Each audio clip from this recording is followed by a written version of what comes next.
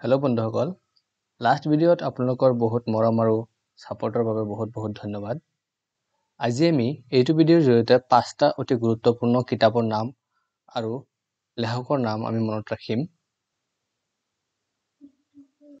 তাৰে 1 নম্বৰ হ'ল travels and adventure in the province of Assam, লেখক জৰ্জ বাটলাৰ।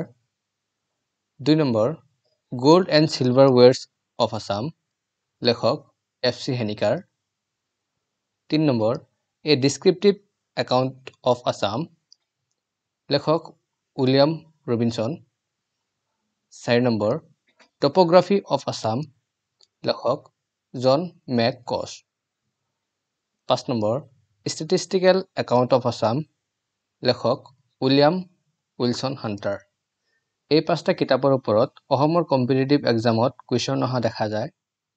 আপোনালোকৰ চিন্তা কৰিব নালাগে যে এইবোৰ মানুহৰ নাম কিতাপৰ লগত কেনেকৈ মনত ৰাখিব। মই আপোনালোকৰ কাৰণে এটা সুন্দৰ কাহিনী বনাইছোঁ। কাহিনীৰে এইবোৰ নাম আপোনালোকৰ অট'মেটিকেলি মুখস্থ হৈ যাব।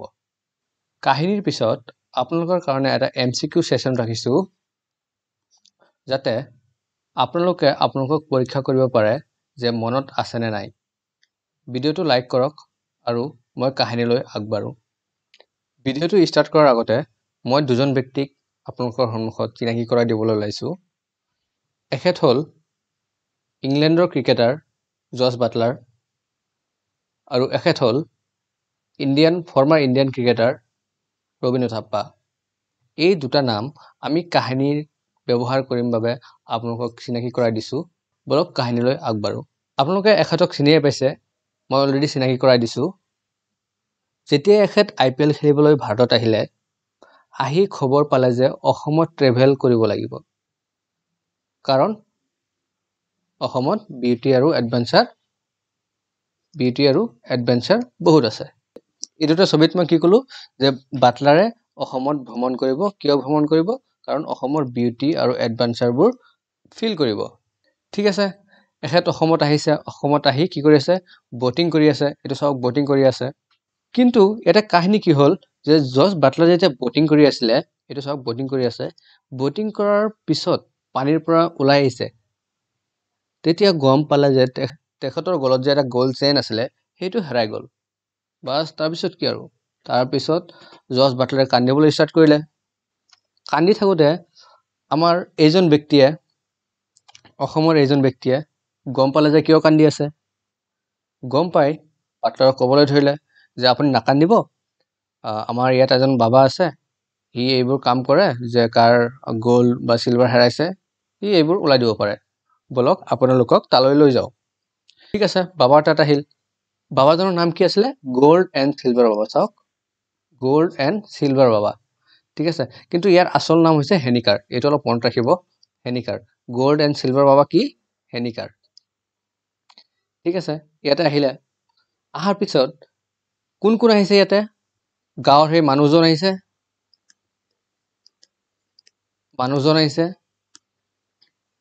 বাটলাৰ কান্দি আহিছে। ঠিক আছে, বাটলাৰ কান্দি আহিছে। আৰু বাটলাৰৰ লগত কোন আহিছে? ৰবিন আহিছে।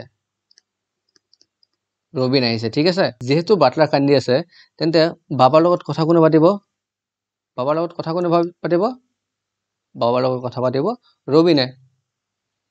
আমাৰ ৰবিন থাপ্পাই কথা পাতিব। ৰবিনে যেতিয়া বাবাৰ সন্মুখত বহিলে, বাবাই ৰবিনক ক'লে, কি হৈছে? ঘটনাটো কি? বাটলাৰে কান্দিছে কিয়? তুমি অলপ ডিটেইলছত কোৱাচোন। ডিটেইলছত মানে অলপ ডিছক্ৰিপটিভভাৱে কোৱা, মানে চব ভাঙি কোৱা। তুমি কি হৈছে? তোমালোক ক'ৰ পৰা আহিছা? কিয় আহিছা? চব ভাঙি পাতি কোৱা, ডিছক্ৰিপটিভ হিচাপে কোৱা। ঠিক আছে, ৰবিনক কি ক'লে যে তুমি ডিছক্ৰিপটিভ হিচাপে কাহিনীটো মোক বুজাই কোৱা। ঠিক আছে, আৰু এটা কথা মনত ৰাখিবা যে মিছা কথা নক'বা। মিছা কথা ক'লে কিন্তু ধৰাত পৰিবা আৰু বিপদত পৰিবা। ঠিক আছে, তেতিয়া ৰবিনে ষ্টাৰ্ট কৰিলে। অসমত যে গড় হত্যা হয়, গড় হত্যা হাণ্টাৰে কৰে। এজন হাণ্টাৰে যে গড় হত্যা কৰে, এই কেইজন হাণ্টাৰ বৰ্তমান এক্টিভ আছে, কেইজন হাণ্টাৰ বৰ্তমান অসমত এক্টিভ হৈ আছে, সিহঁতৰ এটা ষ্টেটিষ্টিক্স তালিকা বনাব, মানে ষ্টেটিষ্টিক্স বনাব। সেইকাৰণে অসমত আহিছে। কিন্তু এইটোতো মিছা কথা, এইটো কাম কৰিবলৈ অহা নাই। তেতিয়া বাবাই ক'লে তুমি মিছা কথা কৈ আছা, সঁচা কথা কোৱা। সঁচা কথা কি ক'লে? সঁচা কথা কি ক'লে ৰবিনে? এতিয়া সঁচা কথা ক'ব ৰবিনে যে আমি অসমৰ পাহাৰ ভৈয়াম মানে টপোগ্ৰাফিত বোলে বহুত কেছ পোৱা যায়। অসমৰ টপোগ্ৰাফিত বোলে বহুত কেছ পোৱা যায়। সেইকাৰণে সেই কেছবোৰ উঠাবলৈ আমি অসমত আহিছিলোঁ। এতিয়া সঁচা কথাটো মুখৰ পৰা ওলাই গ'ল যে অসমৰ টপোগ্ৰাফিত বহুত কেছ আছে, এইবোৰ কেছ সিহঁতে বুটলিবলৈ অসমত আহিছিলে। ৰবিনে এতিয়া সঁচা কথা ক'লে, কিন্তু ৰবিনে এই সঁচা কথা কোৱাৰ কাৰণে, এই লোভৰ কাৰণে হেনিকাৰে ৰবিনহঁতক সহায় নকৰিলে। ঠিক আছে, কাহিনীটো শেষ হ'ল আমাৰ।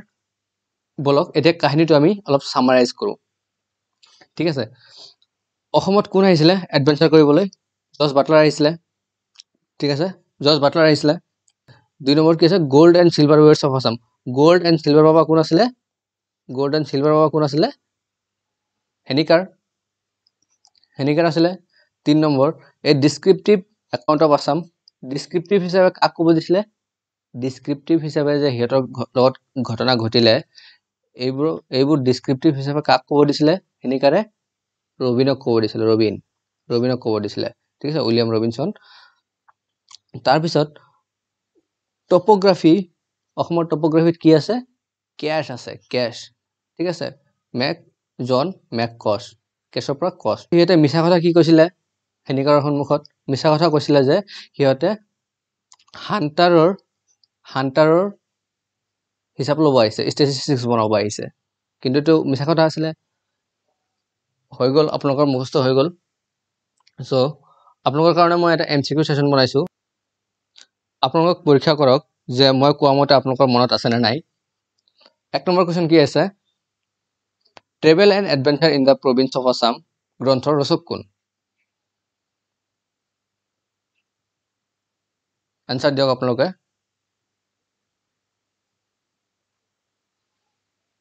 নিশ্চয় গম পাইছে। এডভেঞ্চাৰ কৰিব কোন আহিছিলে? বাটলাৰ। ঠিক আছে, বাটলাৰ আহিছিলে। নেক্সট কুৱেশ্যন,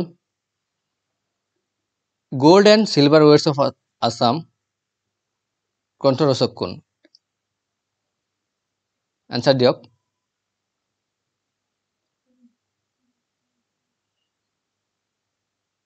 নিশ্চয় গম পাইছে। গ'ল্ড এণ্ড চিলভাৰ বাবা কোন আছিলে? হেনিকাৰ। ঠিক আছে, হেনিকাৰ। 3 নম্বৰ কুৱেশ্যন, এই ডিছক্ৰিপটিভ একাউণ্ট অফ আছাম গ্ৰন্থৰ ৰচক কোন? চাইছেনে? আপোনালোকৰ অট'মেটিকেলি মনত ৰৈ গৈছে। এতিয়া আপুনি ইচ্ছা কৰিও পাহৰিব নোৱাৰে। এই descriptive account of Assam description কাক কৰিব দিছিলে? Description? Robinson. Next question, topography of Assam গ্ৰন্থৰ ৰচক কোন?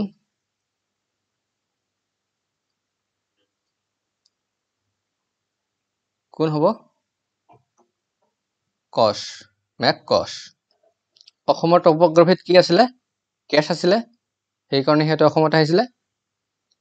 নেক্সট কুৱেশ্যন চাওঁ, ষ্টেটিষ্টিকেল একাউণ্ট অফ আছাম গ্ৰন্থৰ ৰচক কোন?